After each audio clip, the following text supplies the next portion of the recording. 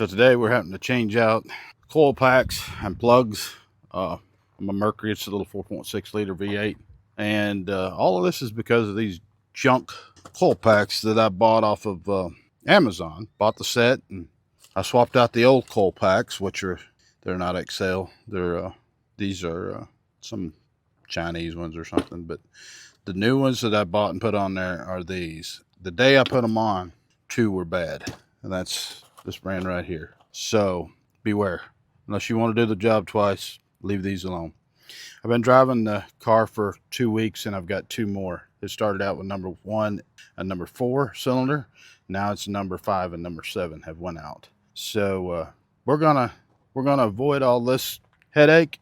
I'm going in with these Accel super coils. I don't know what the part number is on that. That's on this Mercury. Accel makes some wonderful products. I've used them before, but there it is. All right, and we're going to put in these Accel plugs as well, and we're going to do it right. So unless you want to do the job twice, leave these alone. So let's get started. Okay, let's get going on this thing. Coil packs are they're what puts the energy to the motor or to the spark plugs. That's the DC current that they put in the spark, and all there to what causes a spark. The spark plug is actually what goes in the cylinder that creates a spark inside the cylinder in the combustion chamber. And you can see this one I changed with one of the old ones there I was showing you, and this front one is one that I swapped out as well with another coil pack. Coil packs it can be a pain in the neck when they're not firing right. Your car just doesn't run worth a darn, and it misses and spits and sputters. And so do yourself a favor, spend a few extra bucks, get some good quality parts, and do it right the first time. Otherwise, you're like me, you have to do this crap twice. Lesson learned. And on this car, if you take your time, you can actually get around that fuel rail there and not have to remove it. So you can see that's one that I'd had to replace out of the old set that had went bad. And again, it was a Chinese set. So just take my advice. Spend the extra few bucks. Get a good set the first time. I got the wrong size socket here. Is that it? It's actually a 7mm. You're going to see they're brand new. They've only been in the car for 2 weeks. And out of a pack of 8, 4 of them have failed. Get that thing out of the way. All right. I'm going to go ahead and pull those off on the other side as well. You can see right there. Let's looking at it here.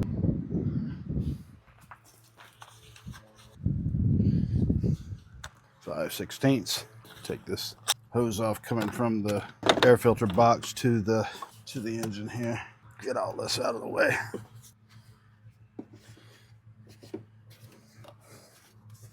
I'm just gonna go ahead and pop these off so I'm not having to fight with them. Afraid I'm gonna get rained on. I'm looking a little extension there. I just put plugs in this thing. Oh, a year ago maybe, when I put the first set of old those yellow Chinese looking, or they look like Accel, but they're not. They're Chinese. I think those came off Amazon as well. Coil packs. I put those on. I put in new plugs with them. Again, I put in cheap plugs. So looked like I would have learned my lesson the first time. But the first ones, the first yellow set, they lasted a year. I had one. This started misfiring. It would break down once the vehicle got hot. It run perfect when it was idling. As soon as it warmed up, come up to operating temperature, it would start breaking down and missing intermittently. Well, how cheap is that? I need to get a pair of pliers and pull that one out. It come apart on me. Probably why it was missing. There it is. Junk. All right, get these plugs pulled out. Go ahead and replace these plugs. I'm gonna blow out each one of these so no crap falls down.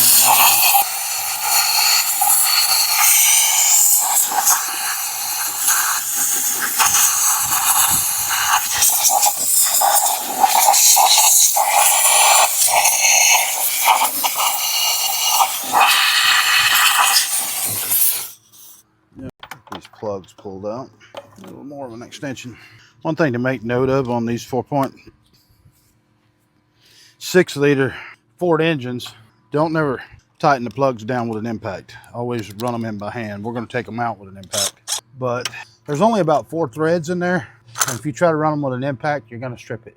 Then you're really going to have problems. So we're going to take them out with an impact, but I'm going to run them back in with a ratchet. See if we can fish them out of there.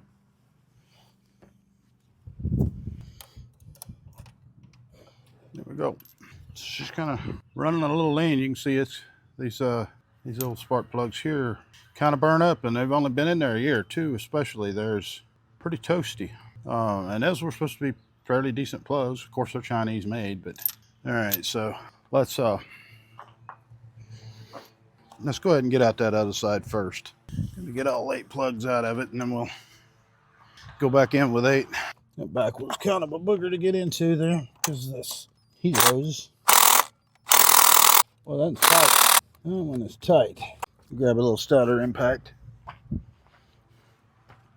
I don't have a 5/8 plug, socket plug, or pocket. Yeah, I guess it's called a plug socket. All right, that one brought it out. I think the battery is weak on the other one. All right, let's get those fish out of there. 1, 2, 3, and 4. A little better shape than those 2 were, but they're still, I don't know if you can see them, but they're still, it's not too bad. We're gonna go ahead and stick in these Accels and get them out of the package here. Just a cell plug looks like. And these are for the Mercury. It calls for 54 thousandths gap. So we're gonna set it about 60 right now. What do I do with those pliers? What did I do with my pliers? Too much junk here. Well, never like hearing that. I don't know where I laid my pliers. Maybe I put them up. I don't have the little tool that bends them here, but I'm just gonna kind of peck it down a little bit with these pliers and pull it back up to 54. Too much there. You can just pull it around there to where it gets to 54. It takes a little force. 54 right there. Since I don't have a plug wrench, I guess I could put a piece of gas hose up in that socket, but I'm just going to drop them down in there. That one's right. Okay, we got that one in there. 54, 160, 54. Right there. Yeah, grab. No, that was not one to thread in. Let me see if I can run it by hand. Tighten that and snug it a little bit. Okay. They're all pre-gripped to right at 60. 54 right there. I don't know if I know you probably can't see, but it's down inside the head there. It's 3 inches at least, maybe 4. So pretty deep in there. Magnet's just spinning on it. It's not gonna be nice to me. Let me thread them a little bit. All right, got that one to start. Every one of them's at 60 from out of the box. 54. Just want to grab a first thread there so I can pull the magnet off of it. I'm not gonna get so lucky. I'm gonna do it by hand with the socket. Start that thread, I'll always go reverse. I'll go counterclockwise until I feel it seat down in the hole. Then I go clockwise until I feel it snugging up. There we go. All right, now let's snug those down. I'm just gonna snug them with a little 1/4-inch ratchet. Then I'll take a 3/8 and tighten them on down. I can actually probably get them tight enough with a 1/4-inch right there. Pretty good. These don't have to be extremely tight. Okay, that's pretty good.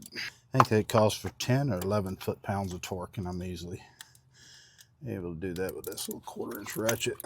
Okay, got those. Let's go get the other. Let's get rained on here, it looks like. If this other box is gapped at 60. Yeah, right at 60. 54 right there. Every one of them's pre-gapped to 60. 54. Go ahead and snug those first 2. Okay, get the first 2 done. 60. Every one of them. 54.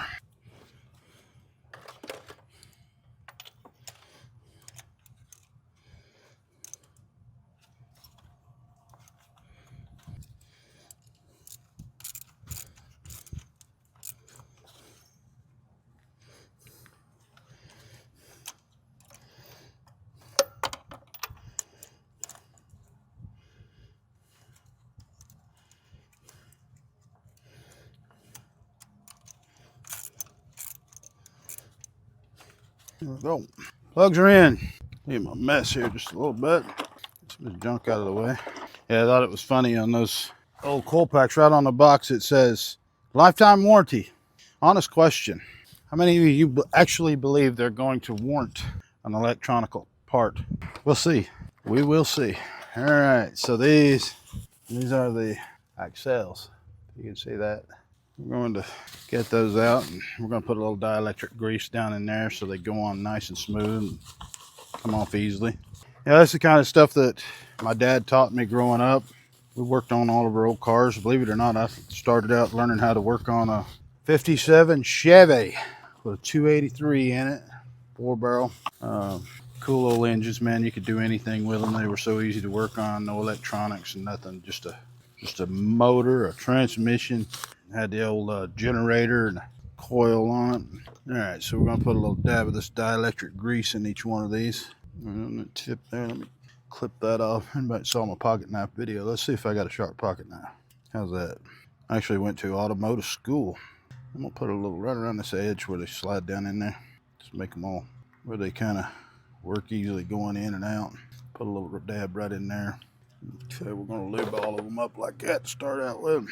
Go ahead and put these in, get them out of my way. Finesse them in there. Good deal. I don't get mixed up which ones I've done. This one's done. Slide right in when you put a little dielectric grease on them. A little lubrication. All right, got those in. Let me get these 4 here in. Working around that fuel rail, it's a little bit tight, but you can do it. Gotta hit it right. There we go. All right. Actually, as I was saying, I went to school on automotive.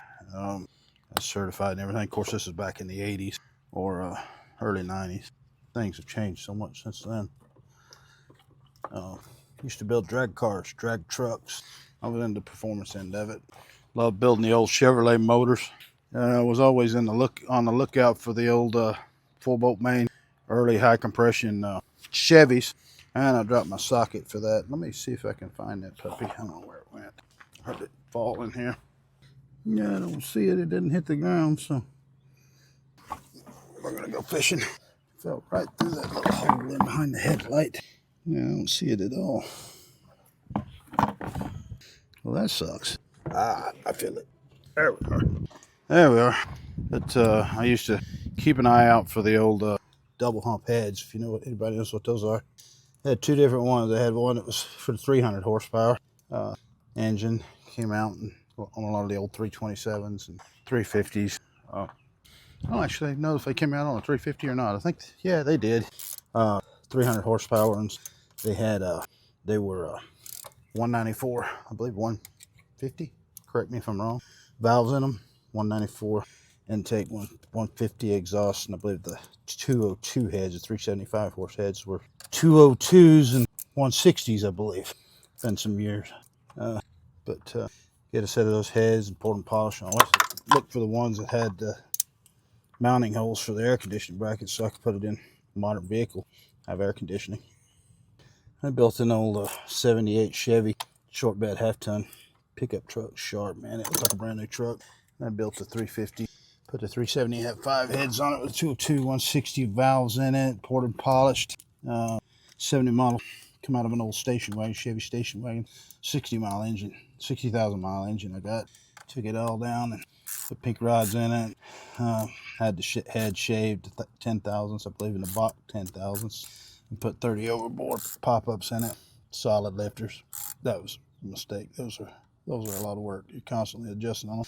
Had a Predator 4-barrel carburetor on it. Let's pop these little electrical hookups back on here. These are a trick, especially that one. Especially that one. There it is. All right, so we got that one. Where's this one hiding? There it is. And there's been a little patch I see here in the wires on that one. But that one's not one that's giving me a problem, actually. So I'm not too worried about it. Got that one. Got that one. All right, coil packs and plugs are in on that side. Let's do the other side. Those are a really coarse thread. So it doesn't take but a couple of turns with those to lock them down. You gotta be careful, you'll strip them. Yeah, those Chevy truck, I got it where I was running an 814 and an 1/8, which is quick. It's not terribly fast, probably by the day standards, but back then it was quick. I know you get it rolling about 20 mile an hour. First gear, drop it down in first gear, let off of it, punch it, and that would jerk the front tires about a foot off the ground. I had a lot of fun. I was a redneck ass kid back then. Had a lot of fun going to the drag strip though. My ex-wife at that time, little sister, back when she was still alive, she'd go with us, and the girls, hell, they'd outrun me in that truck. Good old days, man. Love it and miss it. All right, let's get the wires plugged up and we'll be cooking with grease here. There we go. I put it in the wrong hole. Okay, we're in business here. Stick that PVC valve back in. Okay, we should be good to fire it up and see what it sounds like, see if it's missing, if it'll run at all. So let's see what we got here. Sounds right to me. So we got it running, it's not missing. Sounding nice and smooth. What we were looking for. So you guys get ready for some coil packs. Go get some Accels. Go get some Motorcraft, something that's a good quality part. Don't mess with these Chinese parts unless you like working on your car all the time. I don't like doing jobs twice. I want to do it once, be done. I want it to run right, and that's what you're going to get with a quality part. So check out Accel coil packs and spark plugs. Good stuff. Yesterday's medicine is today's cure. Use what your dad taught you. Use what your grandpa taught you. With common sense. Have a good day.